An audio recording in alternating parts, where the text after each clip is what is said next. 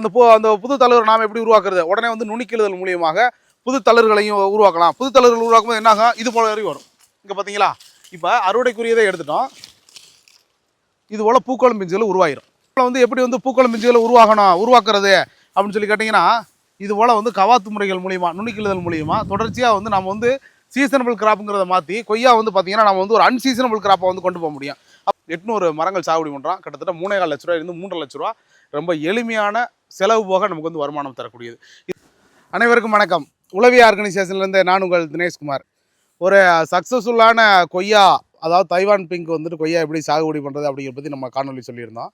விவசாயிகளுக்கு ஏற்பட்ட சந்தேகங்களுக்கு உண்டான தீர்வாகவும், ஒரு சக்ஸஸ்ஃபுல்லாக ஒரு இயற்கை விவசாய முறையில் வந்து எப்படி வந்துட்டு ஒரு 10 மாதங்களில் எப்படி முதல் அறுவடை தொடங்குறது, 10 மாதங்களில் முதல் அறுவடை தொடங்கினா செடியில் வந்து எந்தளவுக்கு வந்து காய்கள் வந்து அடம்பாக வந்து காய்ச்சிருக்கும் அப்படிங்கிறதெல்லாம் நாம் இந்த தோட்டத்தில் வந்து நம்ம வந்து பார்க்கலாம்.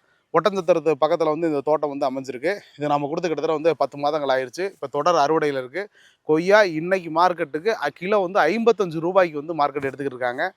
இன்றைக்கி ஒரு செடியில் பார்த்தீங்கன்னா நடவு பண்ணி 10 மாதங்களில் கிட்டத்தட்ட இன்றைக்கி நிலைமைக்கு ஒரு செடியில் வந்து பார்த்திங்கன்னா ஒரு 10 கிலோ காய் வந்து எடுக்கலாம். அப்போ கிட்டத்தட்ட முதல் வருடத்தில் பார்த்திங்கன்னா ஒரு ஏக்கருக்கு பார்த்திங்கன்னா 7 கிலோ இடைவெளியில் வந்து 800 செடிகள் வந்து சாகுபடி பண்ணியிருக்கோம்.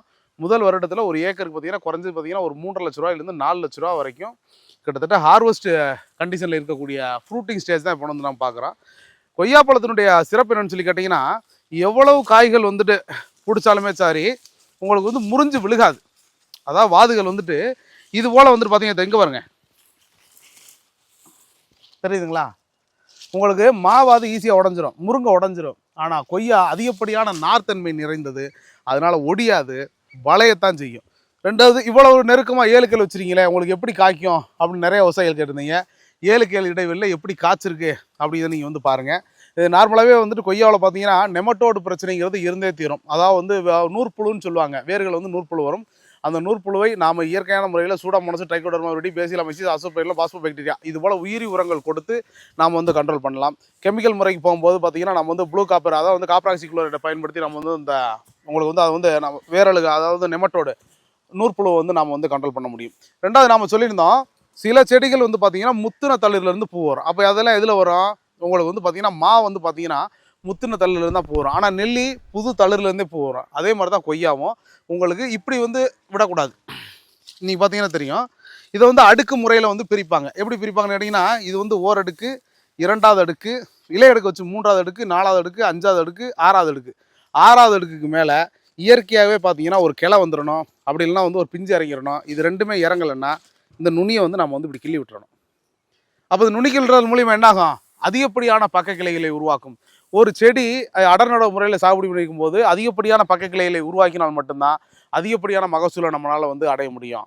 அப்போ கொய்யாவில் வந்து எந்தளவுக்கு வந்து வேஸ்டேஜ் இருக்கும்? கொய்யாவில் வந்து மேல் தோல் இல்லாத பழங்கள், மேல் தோல் உள்ள பழங்கள் அப்படின்னு நம்ம வந்து பிரித்து பார்க்கலாம். அப்போ எதெல்லாம் மேல் தோல் இருக்கும்?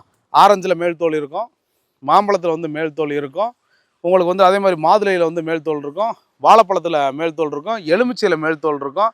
ஆனால் கொய்யாவில் மேல் தோல் கிடையாது. கொய்யாவில் என்னைக்காவது வந்து மேல் தோலை உரிச்சு பார்த்துருக்கீங்களா? அப்போது அது என்னாகும்?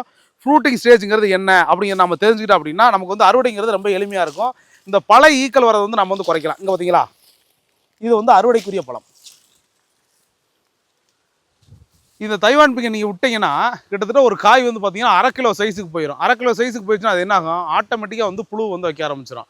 ஆனால் இது வந்து ஃப்ரூட்டிங் ஸ்டேஜ். இதை வந்துட்டு பார்த்தீங்கன்னா 5லேருந்து 6 கிலோ வந்து ஒரு பழத்துக்கு நிற்கும். நாமளே ரொம்ப யதார்த்தமாக பார்க்கலாம்.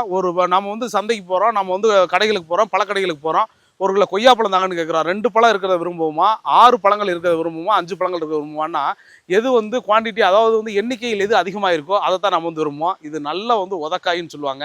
இந்த பருவத்தில் இதை வந்து அறுவடை பண்ணணும். அப்போ என்ன சொன்னால், கொய்யாவில் வந்து மேல் தோல் கிடையாதுனால உங்களுக்கு பழம் வந்து பழுக்க ஆரம்பிச்சிட்டா என்னாகும்? உடனே பழ ஈக்கள் வந்து வர ஆரம்பிச்சிடும். அப்போ அந்த பழ ஈக்கள் எப்படி நம்ம தடுக்கிறது அப்படின்னா, 75 விழுக்காடு உங்களுக்கு வந்து காய் வந்து மெச்சூர் ஆகிடுச்சுனாலே நாம் வந்து அறுவடைக்கு வந்து கொண்டு போயிடணும்.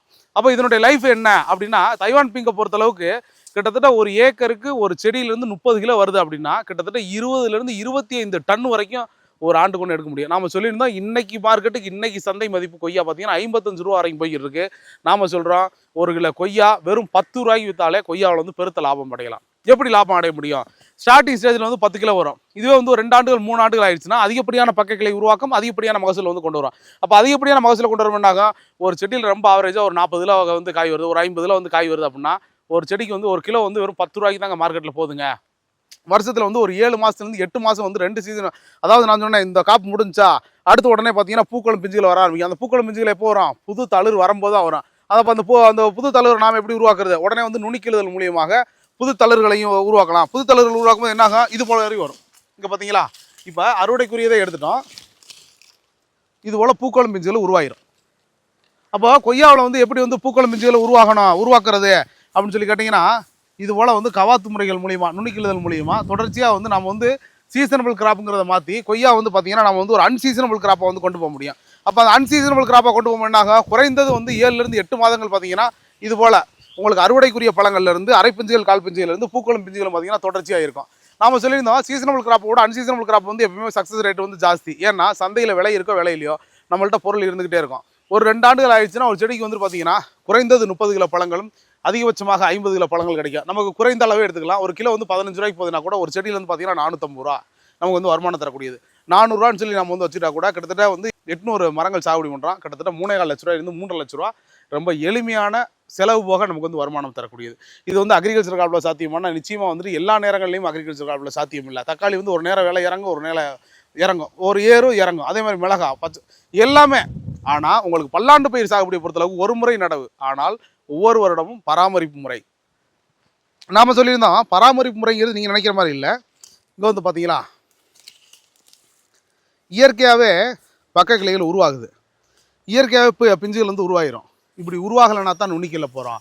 எப்பவுமே hard pruning, soft pruning, light pruning இருக்குது. இப்போ நாம் சொல்கிறது எல்லாமே லைட் ப்ரூனிங்.